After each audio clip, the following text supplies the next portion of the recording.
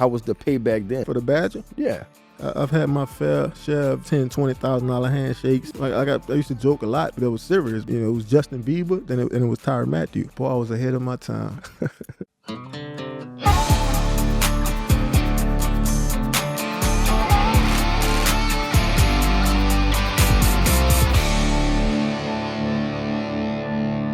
What's up, Bayou fam? It's Tyrann Mathieu. I'm with my guy, Tyrell McCall, and welcome back to In the Bayou, presented by FanDuel. Happy New Year's to everyone. We got a lot we're gonna get into. Obviously, New Year's and all that kind of goes with that. Yeah. LSU, Lane Kiffin, big topic. We're gonna touch on that. And obviously the Saints, right? Thought they finished the season fairly decent, right? It's a lot to expect, a lot of optimism, a lot of hope for those guys. So we're gonna hit that as well. And how you feeling today, bro? Man, I'm feeling good, bro. On our 8th episode, it's a new year, new energy, new followers, new comments, new questions, new likes. Make sure you guys are subscribed. We're ready to get into this thing, man, for the new year. Yeah, definitely, man. Make sure y'all subscribe. Make sure y'all like, comment, send in questions, send it to your friends, right? All that kind of helps us, continue to grow this podcast and continue to just reach more people. So let's continue to kind of chip away at that.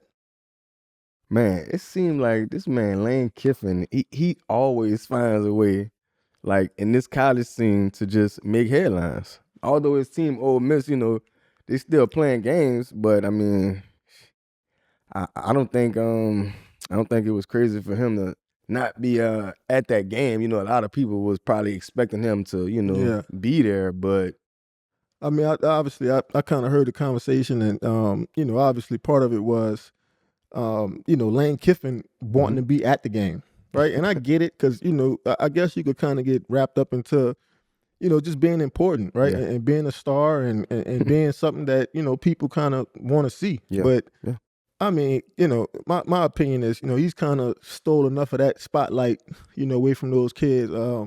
Obviously, I wouldn't have expected Ole Miss to be playing after January 1st. That's just my honest opinion. I'm pretty sure probably got a lot of experts out there that would probably agree with me. Yeah. Right.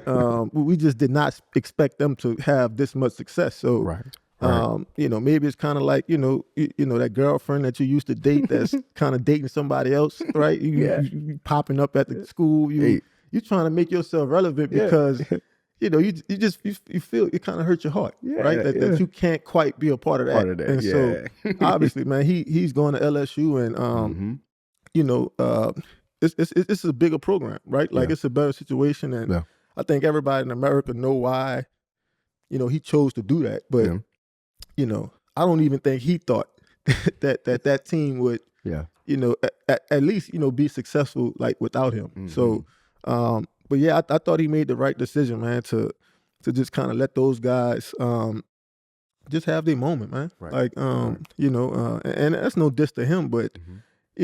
Me too, man, personally, I'm taking a step back and I'm saying it's a lot of those games being played though, right? Like, he's kind of saying, oh, I won't come to the game, and Ole Miss is saying, well, we just gonna hire everybody at LSU fired. You know what I'm saying? So it's kind of like that, it's kind of like games being played within games on both sides of it. And so I guess everybody's kind of showing they I don't want to use the word immaturity, but everybody's kind of having their fun with it. Yeah. Nah, for real, man. I seen them at the game with Kim, holding hands, and that camaraderie seemed like it's going to be great, man. I think that was sweet, Well, I think Kim, I think Kim is one of those faces at LSU that a lot of people, relate to. A lot of people resonate with her.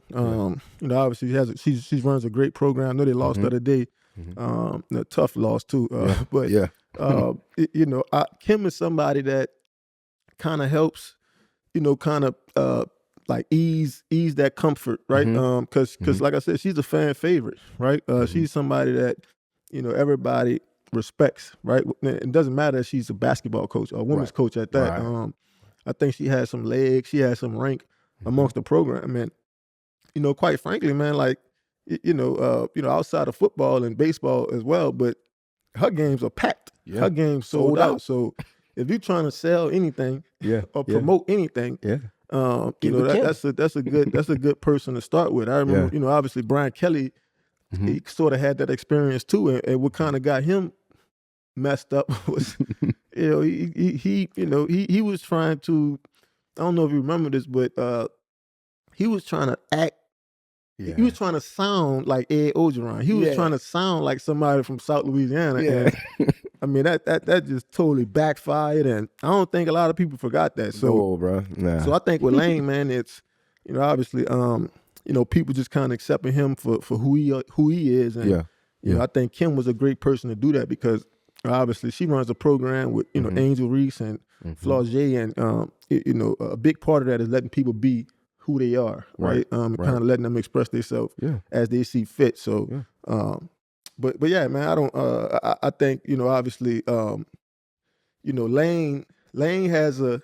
I think people are optimistic that he's going to have a successful first season, but we don't really know that, right? I think it's still some pieces, some moves still have to be made. Yeah, we don't even have a quarterback. Yeah, right. Like, we don't got no wide receivers. You know what I'm saying? Like, we.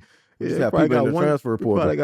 Probably got one running back on scholarship, right? And the game is different, man. So, but I mean, what I would suggest is, obviously, he's a transfer portal king, but I think the thing everybody's forgetting about, man, is high school kids. Yeah.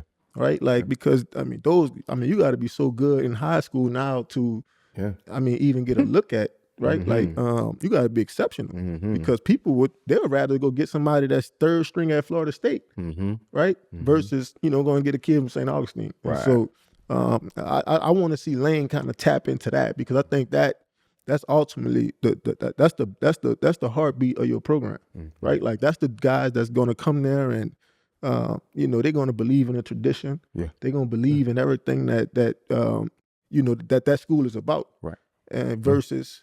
These dudes that are like 1-2 year rentals, right? Like they have their loyalty lies nowhere but like who's signing the check, So it, baby. I would definitely like to see not just LSU, but all the college football. I would like to see them, just kind of get back to that, because after a while, man, traditions and customs and the things that we used to seeing from Notre Dame or USC or anybody. I feel like those things would be like things of the past, right? So they do. Which that'll lose a lot of like core, viewers and dudes that just, the reason why we like that school is because of that, right? Over the years, and I just feel like the way the game going now, man, we getting further and further away from that, So for sure, bro. Like I said, Ole Miss moving on to the next round Thursday against Miami.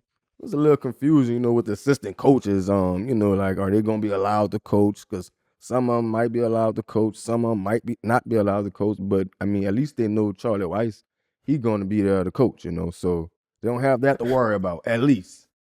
Yeah, I mean, listen, man. They pulling double duty right now. It's almost like they're coaching two teams almost. And, from what I'm gathering, they've given him more money. So he signed a deal with LSU.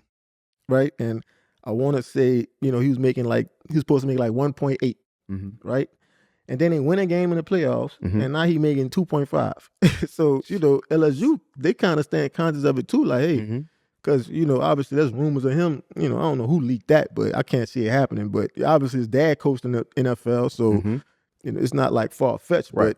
But people were saying he was going to the Giants, and I'm saying no way. Like, you know what I mean? So, but in the midst of all that, right, like.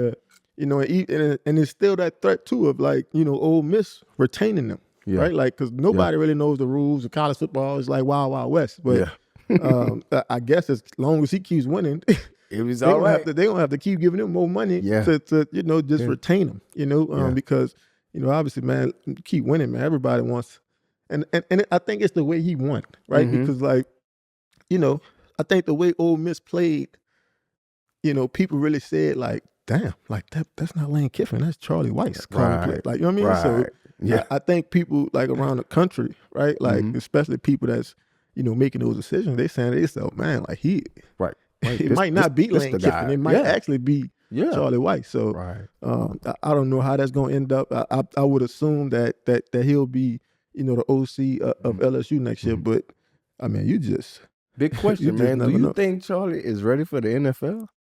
Oh man. I think the way college is, I think the way college is now, I think coaches will be, I think they're more they could be ready for it.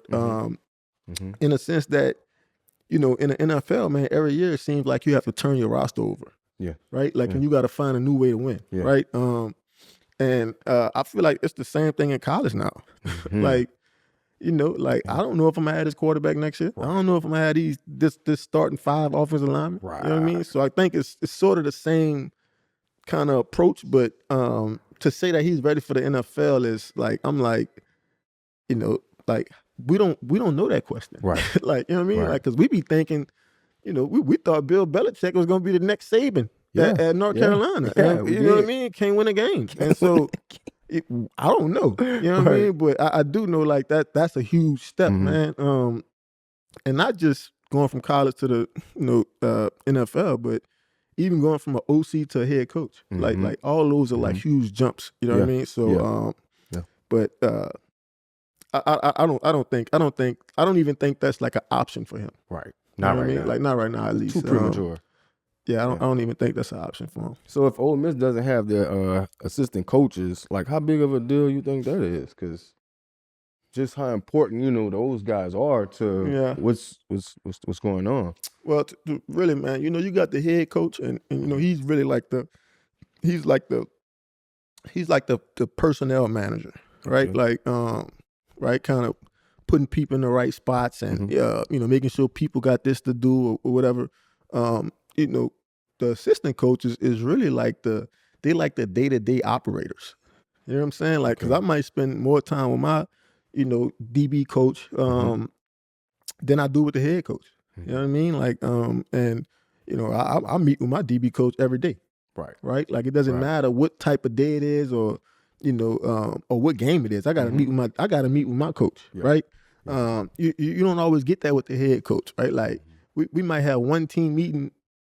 We might have a few team meetings throughout the week, but they 5 minutes, 10 minutes. You know what I'm saying? And so, in my opinion, I've had a lot of great head coaches, but I've always connected with assistant coaches, right? Like, those are the dudes that kind of move the needle. Those are the dudes that really, really know you. They really believe in you. Right. And I think it's important, man. Like, and the reason a lot of those dudes pick those schools is because of those coaches. Yeah.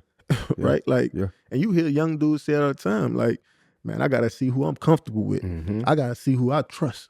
You know what I'm saying? And like, that shit is real. Like, and if you want kids to play at that sort of level, like they need to be around coaches that just really know what they're going through and know, and those are the assistant coaches, right? Because they the ones that's they the ones that's following you on Instagram, they follow you on Twitter, right? Like, they reading your body language. Yeah. They know you're living like, nothing wrong with me. I'm just fucking tired. Like, you know what I mean? Like, but they the ones that's like trying to read your thoughts. You know what I'm saying? And so, but those are the ones that, like I said, man, those are ones that you've gravitated to, over the course of time. So, I think assistant coaches is like, and we have coaches like Nick Saban and just all the great coaches where we can kind of drown out the assistant coaches, but those dudes become Kirby Smarts. Right. You know what I'm saying? Right. Dan Lanning's, like, you know what I mean? Like, those dudes become, big time,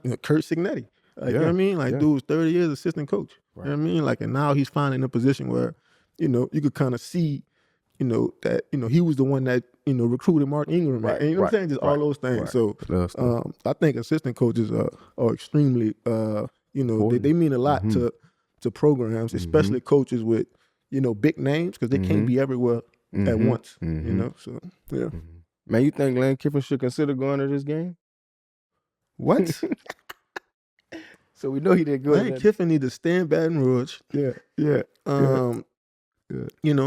I'll let him stay on Twitter, X, right?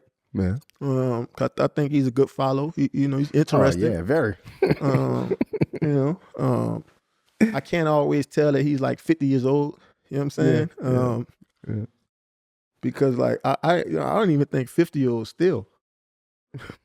You You know what I'm saying? Like so, you know, him like with the shopping basket and all that shit. Like, I'm like, this dude 50 years old, he's still stealing. Yeah. Like, you know, like that's crazy to me. Like, you know, so I'm like 33 and I'm like, boy, you know, I'm trying to right all my wrongs and making sure I'm living right. You know, and here he is, 50 years old, just like, what? Going home with the basket. They try to make me pay for bags. I'm like, you know, whatever. Like, you know, but he's a great follow, man. But he just needs to focus on you know, LSU and you know, because like I said, man, we got a lot of holes that we got a lot of answers that you know, we got a lot of questions that we need answered. You know, so he got a lot of work to do. You know what I mean? For sure. And you know, the way it's looking is, you know, the SEC is not really that conference, and it pains me to say that because I really do bleed SEC football. And do you? But man, Can't like, believe you said it. I mean, I remember it was a point in time, man. Like SEC football was like, you know, like we were the truth. Like it was literally undeniable. like the big brother of college you football. know. And now it's like, man, like we've lost a lot. Yeah. You know, and so that's to me, man. Like as a coach on SEC level, like I think all of them should just be focused on just getting back to like just being a dominant physical, you know, brand. You know, versus you know, like this new thing that's kind of, you know, going around. Yeah, man. You know, so college football. I know you told me, bro. You mean eventually, which will be soon. Are you excited to meet Lane Kiffin? I think so. I think I am. Yeah. Like, I'm what questions you want him to answer? Well, for me, I'm like, you know, I'm a football dude, so you know, I want to know about scheme, right? Like, I want to know, like, you know, like who are you prioritizing, you know, in the scheme, right? Like, and another thing is structure, right? Like, cause like all the great coaches I've been around, you know, just all of them, you know, they've always had structure, right? Like, and it felt like a championship program. It felt like you were actually building and working towards something, you know? So, yeah, I don't try to get like too much into their business. It's more so about like, you know, like I'm just a dude that just genuinely cares about the school and the program and the kids that's, you know, representing the school now. So, for me, it's all about structure, right? Like what are you doing to like help these dudes get to the next level, right? Because that's what, like, you know, coaches that I've had over my years, like that's what they were allowing me to do, kind of grow and not just on the field too. Like a lot of this shit is about handling business off the field too. So you just want to know what type of culture they got and what type of, you know, program that, you know, like you want to know what program you're gonna be cheering for come fall, you know. Right. So yeah, I don't try to get too much in their business. I don't try to put them on like the hot seat or anything like that. Just really about getting to know them and you know, just trying to see the way that they think. You know, like when I met with Brian Kelly, I left that meeting saying, "Damn, this dude's like a disciplinarian. He's structured, but he was good." I felt like at the time because they was kind of, you know, they was transitioning from Ed Orgeron and you know, his last few years was just you know, they had won the championship and it became like, you know, boys was doing whatever they want to do. Right. And so I thought BK, I thought he was gonna come in and do a great job, just kind of getting everybody back on track. You know, which I thought he did that. But yeah, man, I think it's, you know, different reasons. Yeah, man, you think he could help the SEC like bring back the dominance? You know, Lane Kiffin. Yeah. Can he help the SEC bring back the dominance? I mean, that's like a for group. Portal King. So that's a group effort, though, man. That's a group effort, man. And it's different now, you know, because like before, man, it was, you know, everybody wanted to go to these schools because they know these schools gonna get them to the next level. Well, how many dudes really want to go to the next level now? True. You know what I'm saying? Because like, if I can make 10, 15 M's, before that, I mean, not everybody cares about football like that. Right. And not everybody cares about $100 a lot million. of dudes, they play it because they feel like they have to play it. Right? So it's like, man, if you could make a lot of bank before having to go to the next level, like, are you really thinking about the next level? Right. You know what I'm saying? Like, so, you know, and I think so, like, it's a group effort as far as like dominance, but, you know, I think a lot of that falls on like the new landscape, it falls on donors. It falls on the NIL collective, right? Like it falls on revenue sharing. You know what I'm saying? Like, because if you don't have Texas Tech money or Texas A&M money or, Michigan money, like you're going to lose out on a lot of kids because them schools could cut $2-3 million out of checks and not really feel it.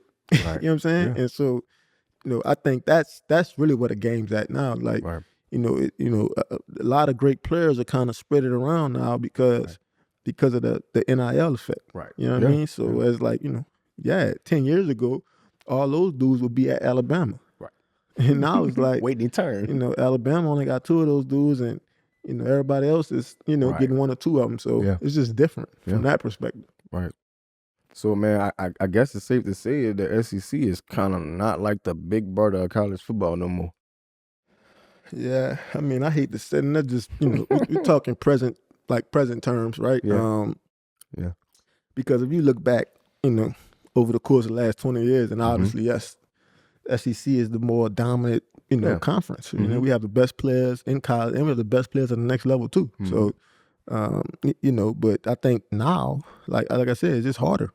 You know what I'm saying? Like it's just harder because, you could have a great year at Auburn, right? And then Oregon comes with $200,000-$400,000 more. Yeah. Right? And they're giving you like this Nike rollout. Right. And it's all that come with that. And it's like, how you gonna tell a country kid from, Montgomery to not experience that? Right. You know what I'm saying? Yeah. Like, so, and you can't even fault these kids a lot of times for like wanting to experience that. Right. Dude come from the ghetto in Texas. Like, you don't think he want to see what South Los Angeles is like? Yeah. You know what I'm saying? Like, and so, it's harder. But, it goes back to, the donor system, right? And, obviously those assistant coaches too. Like, guys like Frank Wilson and dudes like that is able to kind of retain guys, not because they got a lot of money to offer, but because they got a lot of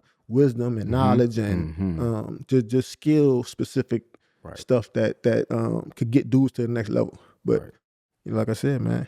So I guess it's a nice thing that other conferences could pay players. Now, I mean. Well, now, because now it's like, it's a bigger.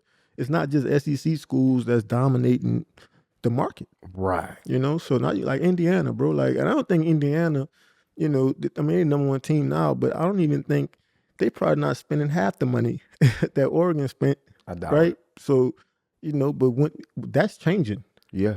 Right? Like that'll change for Kurt. Coming up right now. Like, because they're gonna have a lot of dudes on that roster that other coaches gonna say, man, we like what that dude got to offer, and we're gonna pay you a little more. Yeah. So, like, I just think it's just an issue. Obviously, I love the fact that kids get paid, but I think it's just kind of it muddies the water for dudes that really want to take it to the next level. Because, like I said, every year, man, like roster changes. Like it just changes. So I guess it's safe to say, like, the SEC being a big brother for so long, there had to be some type of donors who was financially taking care of certain players or certain things, because now it's the broad thing now, so just the SEC been the big brother of college football for so long, but so those guys probably been getting paid. Or we're gonna use Nick Saban for example. Yeah. Right? Yeah. Like, I heard him talk about that. I mean, a lot of his coaches, obviously we think about Kirby Smart, right? And even Ole Miss coach, right? We look at those dudes as Saban disciples. But all right, those are the 2 that decide to stay in the SEC, right? But then you got Mario Cristobal, he go to Miami. Then you got Dan Lanning go to Oregon. And so now you like you get those cultures. Like, you know what I'm saying? Like you get that, right? You get the Saban effect in Oregon now. You know what I'm saying? Like, cause now you got a dude in Oregon that's kind of running the operation how Saban run it. You know what I'm saying? Yeah. And so, I think along with, having a big pocketbook, you got to be able to pull those dudes too, right? Because you can't just have a bunch of money and you don't got nobody to kind of right the ship. You know what I'm saying? So, I think that's what the SEC is kind of losing that, because like not only do we not have the funding to kind of keep up with some of these schools, but they're taking our best coaches now. Yeah. You know what I'm saying? So, and I think that just comes with the game. You know. So like how was the payback then? Like For the Badger? yeah. I mean, listen, man. I've had my fair share of, $10,000-$20,000 handshakes, and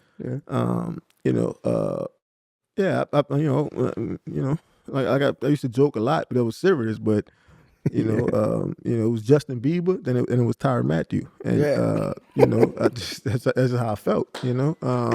That's just how I felt. You know, but nah, Baton Rouge felt like that too. I was ahead of my time, man. Boy, I was ahead of my time. But I had a lot of fun, though. I enjoyed it. I tell you that much. Yeah. Like so was the rules scary back then? Because I mean it's bust wide open now. Yeah, it's crazy. Because like I remember, man, like one of the biggest sins, right, was transferring. Mm-hmm. Right? Because when you transfer back in the day, you were like, you lose a year. Mm-hmm. And you gotta sit out. You know what I mean? And so that's really why a lot of dudes just kind of stuck it out, man. Mm-hmm. Like I remember dudes, like when I got there, obviously I'm a freshman, but we had juniors and seniors in our DB room that I felt was probably just as talented as me, right? Like maybe they didn't have my anticipation or awareness, but I feel like those dudes could play too. Right. But those dudes just had to kind of sit it out and just graduate. You know what I mean? And that's tough. Right. And I look back on it, I'm saying, damn, like, a lot of those dudes, if the rules were the same, like they could have experienced they could a different side of college football. Right. You know what I'm saying? And that's what I really think back on.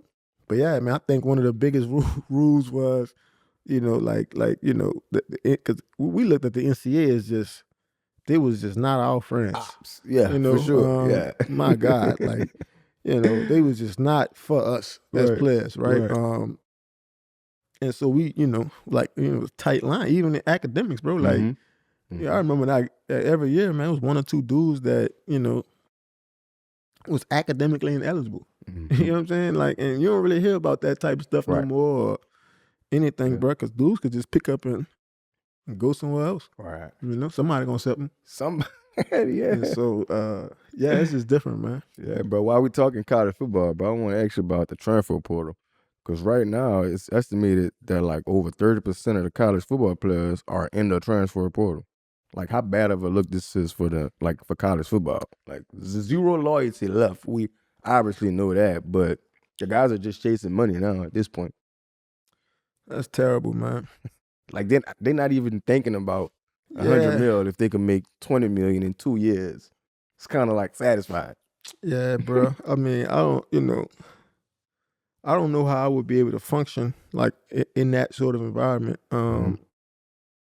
Because like, man, like college used to be a place, man, that you used to go and you used to like, you used to believe in traditions. Like, you know what I'm saying? Like you believe in those customs and the people that came before you. Like that was a big part of it. Like a big part of me wanting to be like great at LSU was like Corey Webster's and you know what I'm saying? Like being able to see those dudes make plays on TV. Yeah. Like, you know what I'm saying? Me wanting to kind of emulate that. And now it's like, who gives a fuck? Right. and like that bothers me. You know what I'm saying? Like that really does bother me because I think football at the core, right? Like at the heart of it, it's about community, it's about teammates, it's about passion, it's about family. And I mean, nowadays you just lying.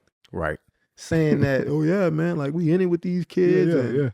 Even from a coach's perspective, it's like you don't really believe that. Nah, next year you be out of here. You don't really believe that. And so a dude like me, like I would just be, I'd be like a fish out of water. What am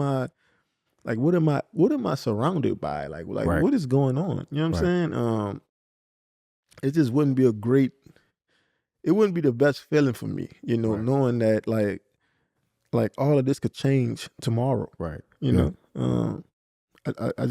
don't think I would feel, that would make me feel great, Right. Man, so if you was in college today, like how much would it take to pry you away from LSU? I mean, none? Nah, I'm saying if LSU was saying, yeah, here T, we got these $3 million for you. Like, okay, cool. I'm give me a week. I'm thinking about it. You know, I just don't want to just jump and make a decision.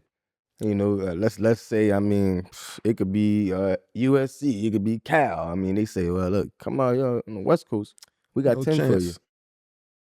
West Coast team got no chance to get Tyrann Mathieu. Yeah, they taking half of your money. Neither did the East Coast team.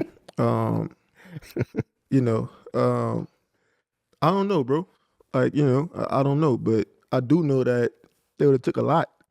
Right. You know, Yeah. because like I said, bro, I didn't necessarily like choose LSU because like LSU I could do something for them. Mm-hmm. You know what I'm saying? Like, and when you start paying people, that's what you paying for. You paying for me to come provide a service for you. Right. And like in reality, the reason I chose LSU was because like, you know, they could do stuff for me that I couldn't do for myself. Right. You know what I'm saying? Right. And so like that's why I chose to go there. So I mean, it would have took a fortune. You know, it would have took half of A&M collective to pull me away from Louisiana. Yeah. You know what I'm saying? Yeah, it would have took half of their collective. Right. Like right. they'll still be paying me. It would be like one of those baseball contracts. Like, you know, Yeah, we're gonna give you $5 Vanilla? million now, and we'll give you $10 million. You know, when you turn 40 or something. You know, like it would have took a lot for me to leave. You know, LSU because I didn't go there for that. You know, right. Yeah. But it's a different landscape now, so I couldn't. You know, who knows? You know, who knows? Before you do anything else, make sure you subscribe to In the Bayou podcast if you haven't already. Now let's get into it.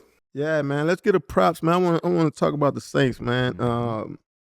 Because you know, obviously, man, you know, it's sports, man, right? Yeah. And so we all hard on, right? We all hard on it. Like it's you know, like we love it and we care about it, and so we critique it, right? Mm-hmm. Like to the maximum sometimes. And you know, obviously the Saints, man, they started 1-8. Had the quarterback change, you know, finished 6-11. Yeah. I thought they could have probably won that game yesterday. But for sure. This weekend. But they didn't. Carolina ends up, you know, winning the division. And I just thought that was just, you know, a nice, like, to the Buccaneers, you know, because like you know, like, you know, for the last 3 or 4 years, like they've been a team that, you know, kind of edged us out as far as, you know, just being NFC South champs. So I just thought that was a great, like, you know, to them, you know what I mean? Yeah. So kudos. You know, happy that they get to sit home this offseason. And I hate saying that because like you know, all those coaches was like dudes that drafted me, right? And so you know, I feel bad about that, but you know, they've seen the playoffs enough the last few years, and you know, so but yeah, I feel like, you know, obviously you know, they made the switch from Rattler to Shuck, and I just thought, like, you know, I thought he elevated a lot of them dudes around him, you know, and I don't think Rattler was quite able to do that. Yeah. And, you know, I think I kind of mentioned this, but, you know, you could see the difference in when, like, fans and coaches support something. Because you could see it just kind of blossom into something like just pretty. It's different, you know, and, you know, and obviously it's, you know, it's more excitement. You know, he was a high draft pick. And, you know, I think his skill set is something that you got to have in like today's game. Like you got to have a dude that's able to just work the pocket, right, and make plays not just with his arms but with his legs. You know, so and then we talk about you know, obviously him being able to elevate, you know, Chris Olave and Jawan Johnson and you know, just some of these dudes that we've been kind of waiting on them to show us what they got. You know what I'm saying? And so I thought Chris in particular, Olave, I thought he had one of his best seasons. You know, once Shuck took over, and you know, obviously they paid Jawan, you know, $10 million a year. So you know, everybody was wondering like why. Right. And so I thought he was able to kind of show, you know, who he was too. And I was thinking, I'm like, he definitely showed that. Like, what grade would I give them this year? And I'm saying to myself, well, it was 6-11, you know, like, you know, but you found your starting quarterback, right? Like, and you actually ended up playing really good defense, Mm-hmm. right?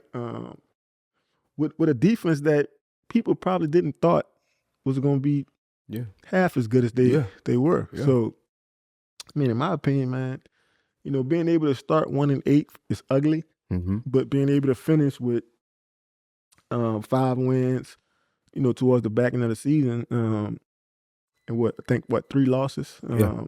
So, I mean, to me, that's a winning record, right? Yeah. Like, so once Shuck took over, I feel like, they had something to work with. So for me, it was like a C-. I kind of went back and forth, like, do I want to give him a D+, C-? But I think a C- was worthy. I mean, they didn't have any Pro Bowlers. I thought Olave was gonna make it, but I think you got to win a few more games, right? For coaches and players to sort of get those like postseason nods. But I think, in my opinion, I think a C- is a fair grade to kind of give them. What would you have given them? Man, you right in the ballpark. I was saying a C, man. Like to start that way and finish the way that they did with a first time head coach as well. I think they fared out pretty decent, especially with their defense picking up, more towards the back of the end. Like I said, they found a quarterback, so that was a great thing. Like they just had so much more energy when he walked out on the field. It's like the confidence, from the linemen to the receivers, everybody's confidence just went through the roof. And from that point on, you can see guys just making plays. We had a running back, estimate. A lot of people probably didn't know who that guy was. I still don't know who he is. But he played running back for the Saints, and he don't mind toting that pill, So, but just having a quarterback that can elevate your team and just give guys confidence around them, man, that did wonders for us, Yeah. Like I said, the defense was firing on all cylinders towards the back end of the season. I thought that was like perfect, man. Just going into the next season with that momentum. Yeah, I think it's important. I think the way Shuck was able to play, I mean, he's definitely put some pressure on him for next season. Yeah. So yeah, I think with the way he played, the optimism is that the Saints could win the division next year, right? Like they could be a factor. Yeah. And so you look forward to seeing that, but. Obviously he didn't have that sort of pressure on him this season, right? And I think for some people they're able to kind of, they able to kind of show their good stuff, right? When they back not necessarily against the wall, right? You know what I'm saying? Yeah, and now it's like next year, it's gonna be like totally different expectations. Correct. Yeah. And so what that type of pressure gonna do. And what I've seen it done to people, but then you see dudes like Tom Brady, or you see other dudes that's just, they find a way to kind of reverse the pressure and put it on you.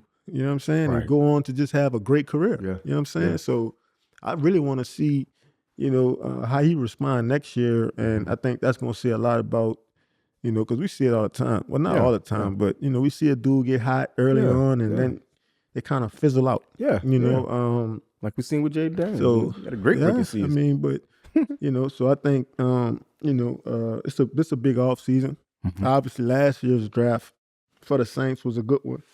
So I think this next one needs to be equally, as good. And obviously they traded a few people, so they got a few more draft picks to work with. In this upcoming draft, and so they're gonna have to really hit on that. Yeah. And it's gonna have to be a few more dudes that have to take over. Cam's getting old, DeMario's getting up in age, and I think Kamara, that contract, and that's probably up in the air. You know what I mean? So they're gonna have a few questions to answer, and I'm looking forward to seeing how the management and coaches side of it, how they respond.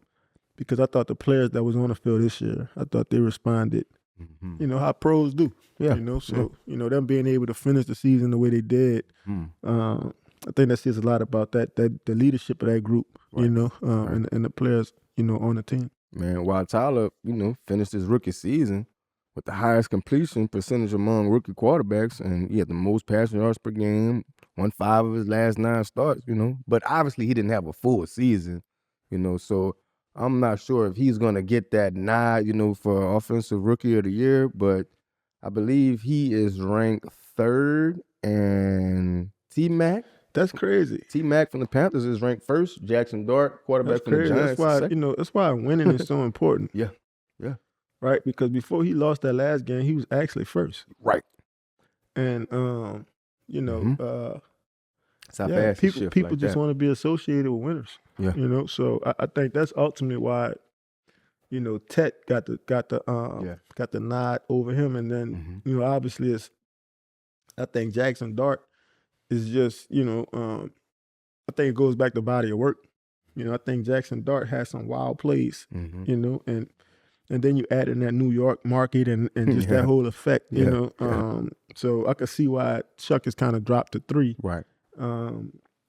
Because like what we see him do and we appreciate is probably not what others appreciate. Right. So a lot of times people want you to go out there and have 300 yards and 3 touchdowns.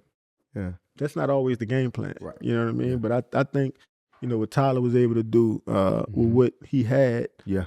Like to us, he deserves, Rookie of the Year. Yeah. And so that's just the way we see it down here in the Bayou. But obviously we we're fans of him. We like him. We support him. So but it's not always the way Vegas and others look at it. Right. Man, do you think he would be a top pick in the draft? Like if there was like a redo? For sure. I think it'll be. I think him and Jackson Dart would definitely be.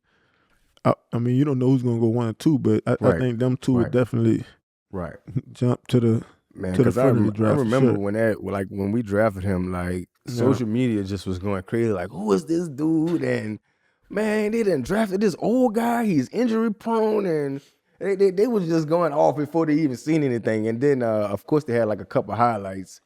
I get it. I think it was like a preseason game, bro. Like they grabbed him and they spun him around and he threw the ball. Yeah. He threw the ball. I was like, oh Lord, this shit not gonna end well, bro. I swear to God. Yeah, bro. I remember that. He just kind of like just threw the ball to just anybody just catch it. I just don't want to get hit too hard. I want to tell him too, bro. Like welcome to New Orleans. Like welcome to Louisiana, bro. Like. Well, they're gonna talk about your worst play in the game, and that's the play that they're gonna microscope, man. Bro, they'll love you and hate you at the same time. Yeah, bro. So I'm actually proud to see us shift and just get behind him and support him. So I know you said like the Saints next year, like. What would you predict them to be? Like, what you think they could do with Tyler? I think they could be division winners, but that's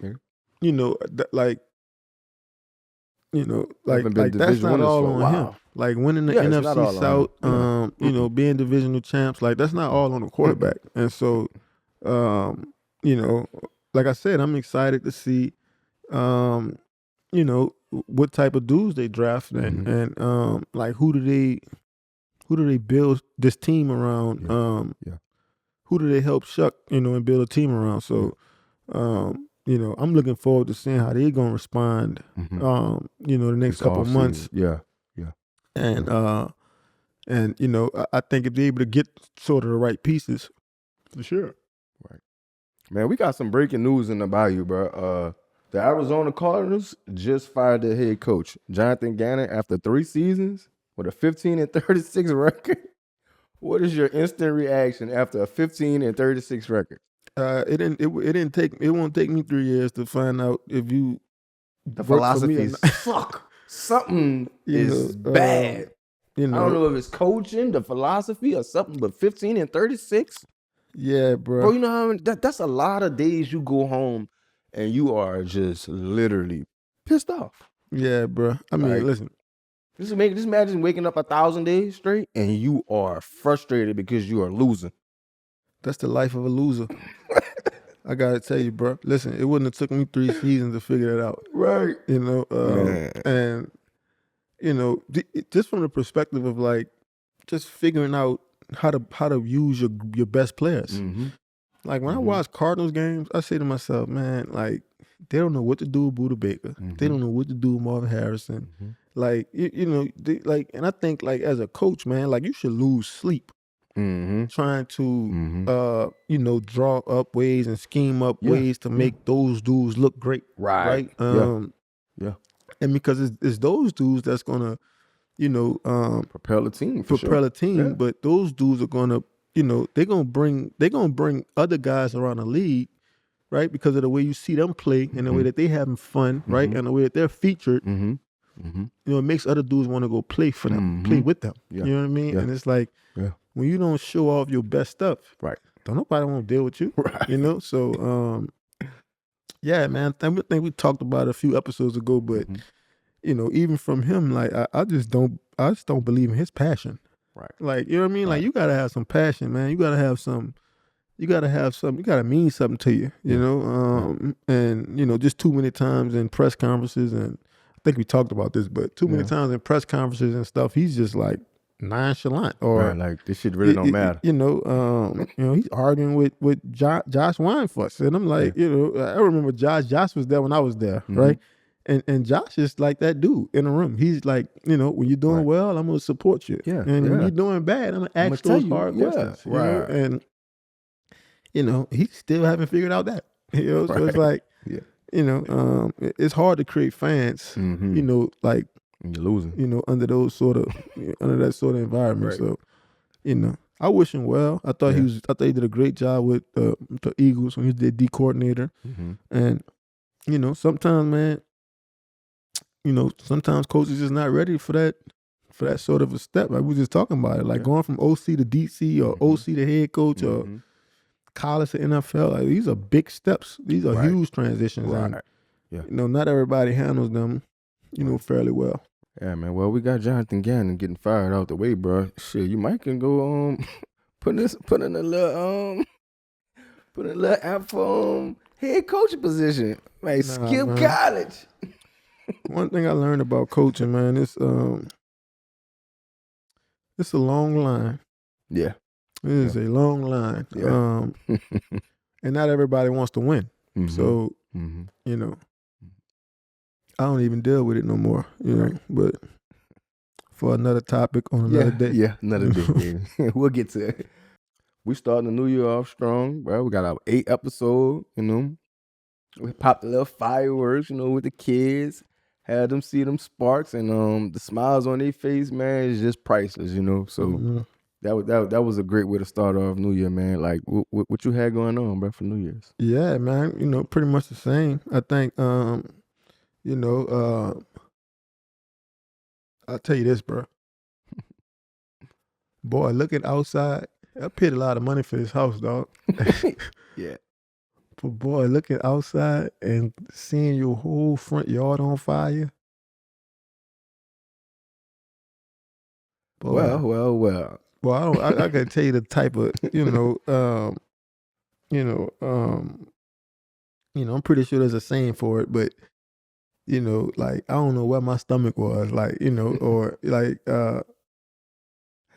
dog, I just was looking at that fire, like, and I remember being froze, like, you know, obviously I got people here, and they, you know, everybody grabbing water, and you know, just trying to put the fire out, and I'm just stuck, cause I'm like, how the fuck did this happen?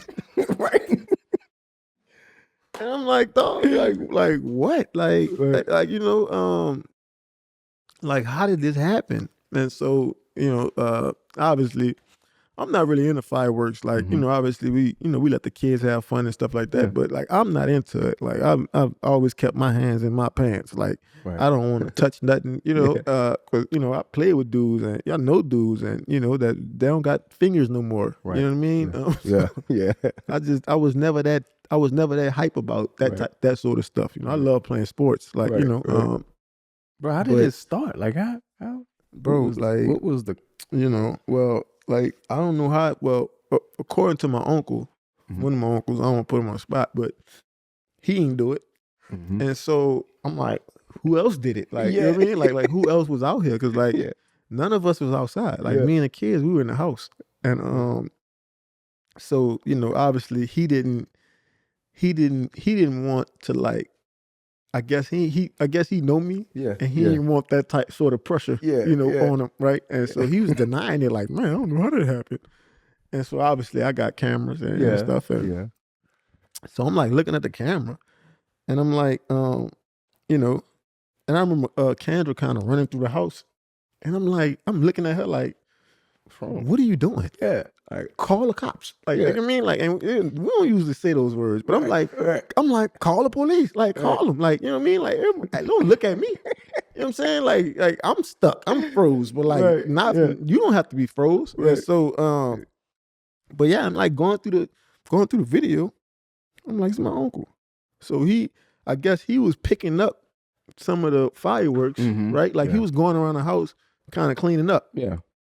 And I guess like they must have saw a firework that wasn't pop. Wow. Yeah, he stumbled across and so you know, some of those fireworks, man, you got to put them in something and right? Like you can't just light them and throw them on the grass. Yeah. Yeah. Definitely. And I don't think he know that. Like, you know, he's institutionalized and you know, you know what I mean? And so he just a lot of things he's missed. You know, so he don't know a lot. You know, so I guess he just lit it and got scared or spooked ran out, away. threw it on the grass and ran away. Dog, I remember looking out the door and I'm saying, what the, like, what's going on? And like it started small. And like, dog, by the time them people got here, bro, like it's like the whole yard. Like, so you actually had to call the fire department?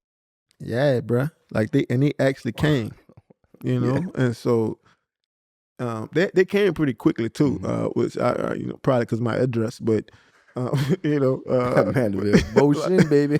Like yeah, bro. Like, but you know, they came and wow, you know, like it wasn't a big deal because obviously like that sort of stuff, you know, happens and you know they recognize the crib, you know, they recognize my gate, like you know, and they've actually came here a few times, but it was like false alarms type stuff. Like your smoke alarm go off or something like that. So they pulled up pretty quickly, but man, my fucking yard's so big. You know, like they was trying to figure out they ain't have a hose pipe that could reach that far. Right. So now I'm like, oh shit. Like so they like do whatever they do and make the hose pipe longer. And so they was able to kind of like stop the fire. But yeah, man, that was wild, bro. Cause I was just like, man, like, you know, my house is a good bit away. Yeah. From like I got a huge front, like, and you know, it's a long driveway type deal. So, like the house wasn't affected or anything like that. But it's definitely not as pretty as it was before. So, well. Nevertheless, I actually have a landscaping company. So if you guys already follow me, you can follow my Instagram at A Perfect Edge Landscaping. And this is actually what I do. So he is actually saved by the bell. So what I'm gonna do is I'm gonna just turn over the top layer because I actually walked through it and I was like, shit, this shit is just ashes. So you just really need to turn over the top layer of that grass, you know, get a couple of loads of sand and we treat it and water it and we just take care of it, man. But it's not nothing that I haven't seen. It's not nothing that I haven't done. Like I said, I've been doing landscaping for the last 7-8 years now. So this is just another one of those obstacles that we have to get over, baby. Yeah, I'm not worried about it too much. I've kind of made my house off limits as far as like partying and you know, stuff like that. So I'm not tripping like too much about it. Ain't nobody gonna be here, right? You know, so just one of them things, man. But what we're gonna do is we're gonna take some pictures and we're gonna record some videos, so we can take y'all through this process with us. You know, we're gonna make y'all feel like y'all actually out there doing what I'm doing. Yeah, man. So that was It's always something interesting going down in the bayou. Well, New Year's means new opportunity, new experiences, and you know, new things to try. So one of our producers, Will, guess he's been he has his New Year resolution of, Yeah. you know, trying to get hip to like Southern music and stuff like that. And so apparently, you know, he has this guy named Gavin Copeland, and I haven't heard his voice yet. And so apparently it's pretty unique. So if you want to pull it up, we could get into it. Let's check it out, baby. I'm 26 years old from Louisiana. I was in Louisiana until I was about 15 and I moved to Texas. I've been singing my whole life since I was a kid, but taking it serious, I just picked it up about 6-7 months ago. My girl, she said to do like a Teddy Swim type beat. I was rapping, doing the melodic rap shit, and it was doing okay. She told me to do a Teddy Swim type beat, try to do like some blues, soulful music. So I posted on TikTok and it went viral. Well, we gonna get you for this. Man, I'm hopping out the whip cause I know what to do. She the finest that I've seen. Walking up smooth, moves a little better with some Not good bad on the tattoo. ears though. That ass is like a wave, like water and move. I gotta know her name, but she ain't in the mood. Ethnicity, you mixed. Yeah, fully white. No, I get people saying that they think I'm mixed and shit because of my hair, my voice. You feel me? But I'm fully white. I'm just a little ghetto, man. That's what else I was gonna say.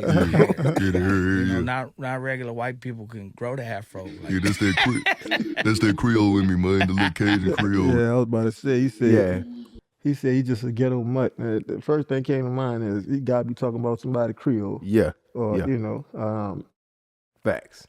You know, because those are usually the ones that's kind of, they sort of pulled by like different cultures, you know, and you know a lot of that is kind of, you know, how they grew up and where they grew up. You know, we got a lot of Creoles in Louisiana. Probably none of us know how to speak Creole, but it's like it's just the cultural influences and you know, things that we do that make us kind of gravitate and you know say that we Creole, not that we could even speak that shit. You know? Man, I don't know how to speak a lick of it, but you know, if you look at me or see my last name, you would probably associate me too, especially if you see all my family. You'd be like, oh, yeah, they Creole, like, 100%. But I don't know how to speak a lick of it, like, right, you know what I'm saying? So we missed that. We missed that wave, right? You know, we was not taught, taught that part of it. Man, that's because it's so unique.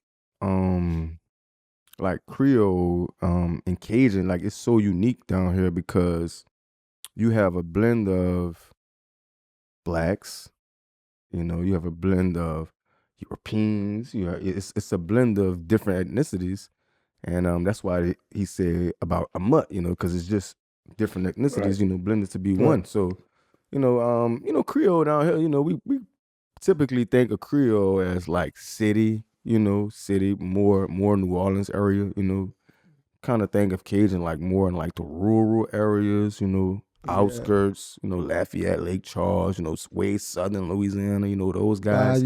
Bayou rural. Yeah, like the real, literally the bayou, like where you're living on the water, like a gator like might walk up or something, like that's more. They eat what they catch. Yeah, they eat wild game, you know, raccoons and gators and a lot of dark roots and possums, spice foods. Like you said, the Creole, like there's like you said, a lot of spices. We cook with that holy trinity, baby, that bell pepper, that onion, you know, we got garlic. We have to have it, you know, but that's just in us, you know. But like I said, it's just derived from, you know, so many different ethnicities and just blended to be one, you know. Yeah. But I would say that guy has some Creole in it. I would say this guy has some Creole in him. Me? You know? Yeah, look at him. Man, I always, man, got good hair. Man, got nice curly brown hair. Like, I don't think that came from like our uncle's grandfather. You know, that's way down the line. You know what I'm saying? I always feel bad, man, when you can't like sort of speak that language. You know? Right. Yeah.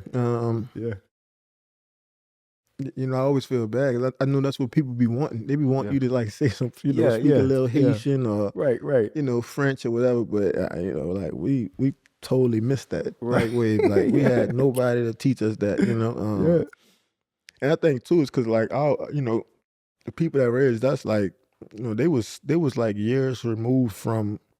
Like it's almost like they had to recreate their culture here. You know what I'm saying? And so you know, whereas like traditions and customs and, you know, things to eat probably stay the same. You just adopt a new language and you just roll with that. You know what I'm saying? But if I'm not mistaken, the the Cajuns, more of those folks, they were like Canada based, and then they like migrated to like Right. southern Well, that's Louisiana. yeah. I think there was some happened, and they got exiled from Canada. And, Yeah. That's where like they ended up Acadiana in come from. Louisiana. Well, that's what they were. I think they were like Acadian French. Yeah, correct. And so yeah, that's how it's crazy because one of LSU's biggest donors, like that's the name of his like ambulance service. And, Yeah. hospital. Yeah. It's like it's just crazy. Acadiana. Once you hear that, you be like, oh, Yeah, where it come yeah. from? But then you Right. kind of grow up and meet people, and you like, well, that's where that word come from. Yeah, You know what I mean? yeah, So, yeah.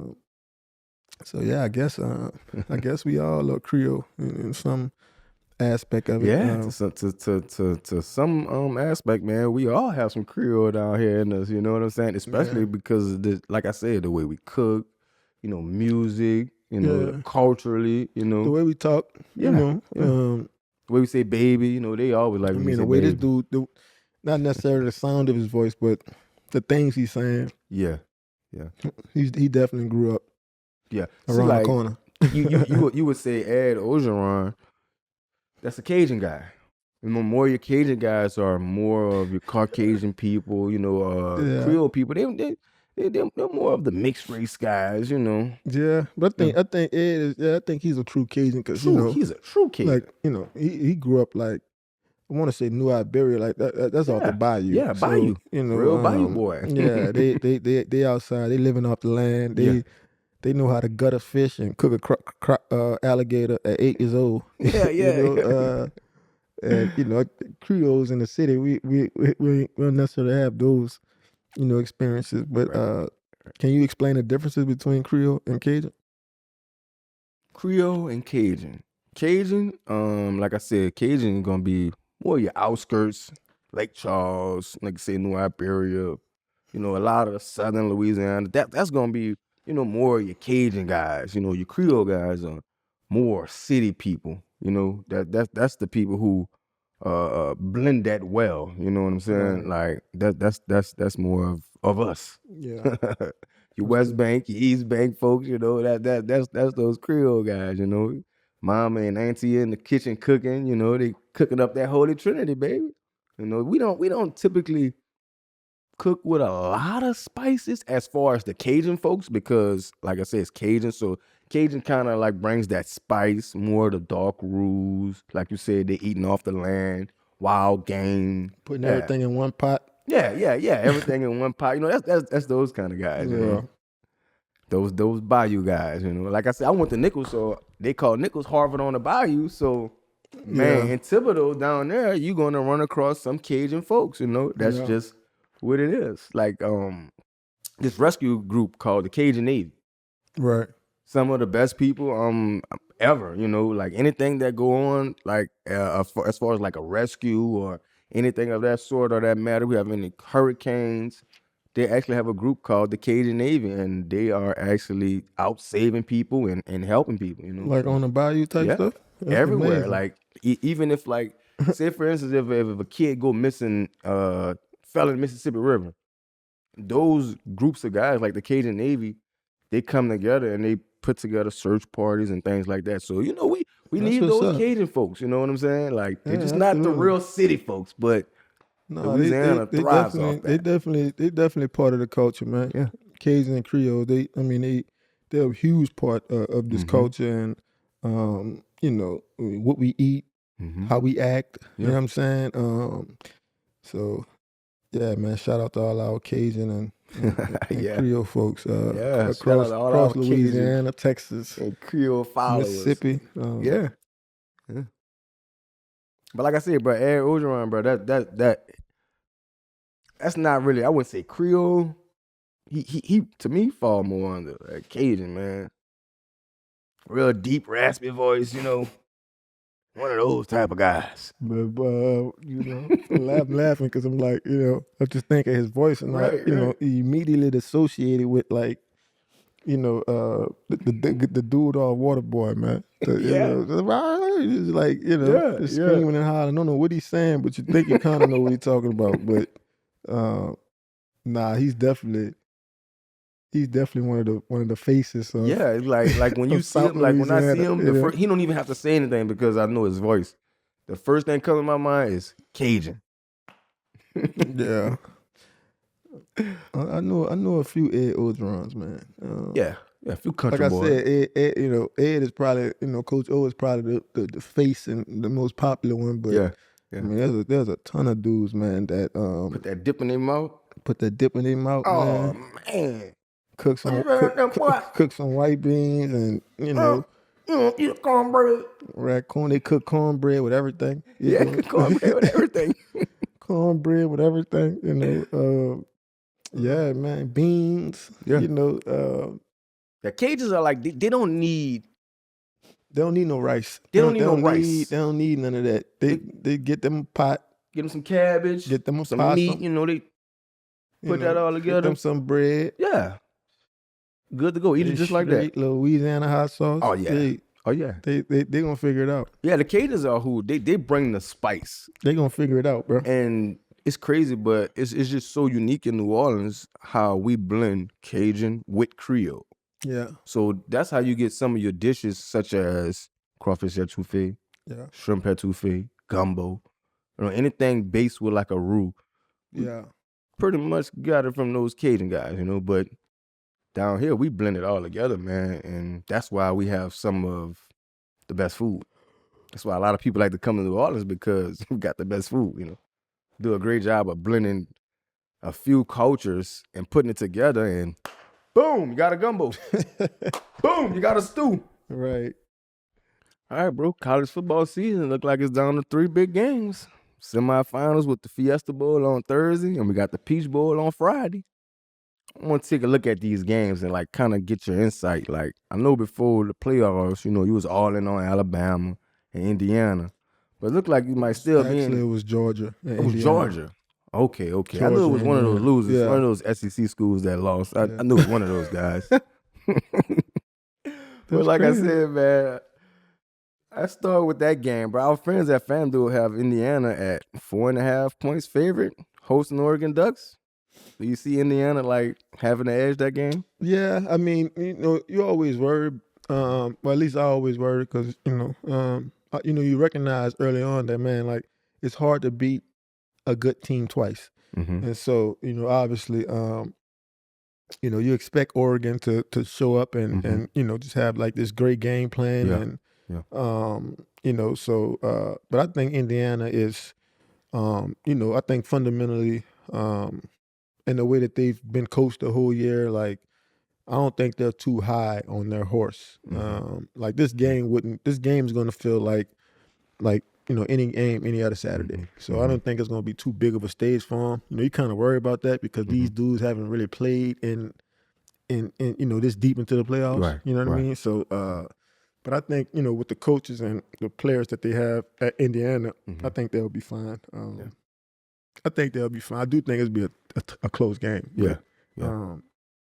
I think I still got Indiana, with the edge. Yeah, man. I'm with you, bro. I see Indiana beating them again. Yeah. And simply because, sometimes you see guys on the internet, they might be popping their little stuff, tweets and stuff like that. I have never seen nothing that say anything that an Indiana player did or say anything. Yeah. So I think that's pretty interesting because if you go on social media right now, I'm pretty sure they got somebody from Oregon probably tweeting and saying, yeah, we're going to do this or we're going to do that, just like with the A&M and Texas A&M and Miami's little spat, with some tweets going out before that game. Yeah, all Indiana, trash talk and it's gonna come from the head coach. Like he gonna get in front of the camera and he gonna tell everybody just how he feeling and what he think. And yeah, man, we talk about it, here and there, but coaches, man, like coaches that have the ability to just be transformative, man. Like guys that can go someplace and just absolutely change the way people think about it. Like before this dude got there, like I don't even thought, Indiana, I know Houston people mad at me, A&M fans. I don't really care, but nobody was picking them to be good at anything. Yeah. You know what I mean? Like, but now it's like, you know, people pay attention to it because they do have a coach that's, and I think a lot with Cignetti, it comes off as a little arrogant, but I look at it like he's ultimately prepared. Right. Like he knows what's up. He know what he see. He know what he got to do, and what he got to get his players to do. And I'm just inspired by that, man. I absolutely love that. I think those kids are just, you know, being able to experience a coach like that, man. It's like a once in a lifetime type thing. You know what I mean? So I expect them to win, but I expect them to win it all, actually. Okay, man. What about the other game? Miami is like a 3.5 point favorite against Ole Miss. Funny to see the lower seed, the favorite, right? Yeah, that's funny. But you know, obviously, man, when you beat, you know, Ohio States and you know what I mean, like you got a little bit more, you know, rank. Yeah. You know, those teams are just hard to beat, man. And you know, so and then too, man, we talked about like just coaches, man, and pedigree. And you know, I think all these coaches are disciples of Saban. You know what I'm saying? At some point in their career, they was with Nick Saban, and so I guess SEC does rule. It could, compared to what you was talking, because you seem like you about to jump off the boat, and you just, you know.